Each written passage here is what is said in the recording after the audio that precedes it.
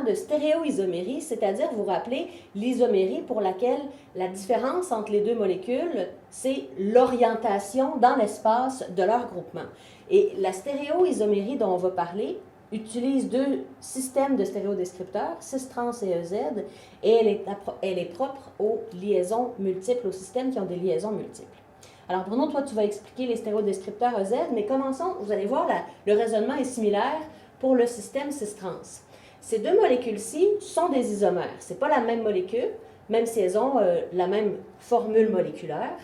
Ce sont des stéréoisomères parce que c'est pas possible de faire tourner autour de la liaison double le méthyle au bout pour donner cette conformation-là. Alors, les deux molécules sont réellement différentes. Elles ne peuvent pas spontanément devenir une et l'autre. Ça ne tourne pas, c'est rigide autour de la liaison double.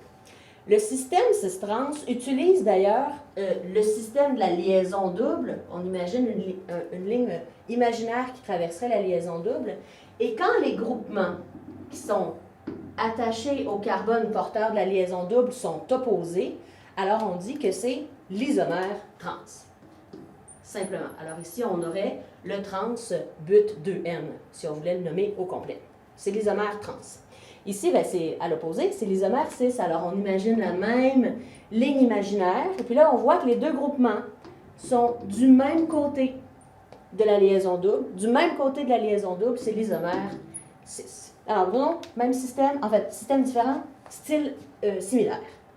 Oui, dans le cas des stéréodescripteurs EZ, en fait, d'abord, E, ça fait référence au mot allemand entgegen, qui veut dire opposé, et Z, ça fait référence au mot zusammen, qui veut dire ensemble. Donc, c'est le même principe, mais dans le cas de cette convention-là, on va attribuer des priorités à chacun des groupements ou atomes liés aux atomes de la liaison double. Donc ici, j'ai deux atomes de carbone qui participent à la liaison double, et pour chacune des deux moitiés de la liaison double, chacun des deux atomes de carbone impliqués dans la liaison double, je vais attribuer des priorités. Mes deux atomes d'hydrogène ont un numéro atomique plus faible, et c'est pour cette raison-là que je vais leur donner une priorité plus faible. Donc, plus faible priorité, ça veut dire que le groupement CH3 est prioritaire. Je vais lui donner la première priorité, la priorité 1, la priorité 2. Donc, le moins prioritaire, c'est l'hydrogène. Et même principe de l'autre côté, priorité 1 au méthyle, priorité 2 à l'hydrogène. Et là, je fais la même chose. J'imagine un trait qui passe à travers la liaison double. Et là, je vois que les deux priorités 1 sont opposées. Et ça veut dire que j'utilise E pour opposer.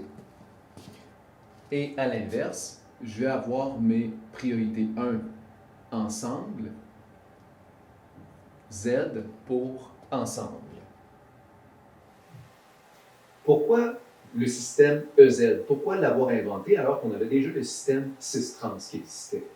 Bien, des molécules comme celles que j'ai devant moi, qui sont des isomères cis-trans, ce serait trop ambigu de les appeler cis ou trans, étant donné que j'ai plusieurs groupements différents. On ne sait pas trop quel groupement serait opposé si je dis trans ou quel groupement serait ensemble si je dis cis. Alors que le système EZ, il est clair, avec les priorités qui sont attribuées en fonction des numéros atomiques. Je peux dire que le fluor est prioritaire sur le carbone et que le carbone, de l'autre côté de la liaison double, est prioritaire sur l'hydrogène implicite. Et donc, que la molécule ici, c'est la Z, pour dire ensemble, alors que de l'autre côté, ce serait opposé, donc E. Si je veux donner le nom complet de cette molécule-là, la Z, je dois dire 2 Z en avant du nom, parce que ma liaison double est en position 2, et là, c'est du 2 fluoro pente de N, et c'est univoque, c'est vraiment le Z avec la priorité qui est attribuée en fonction des numéros atomiques.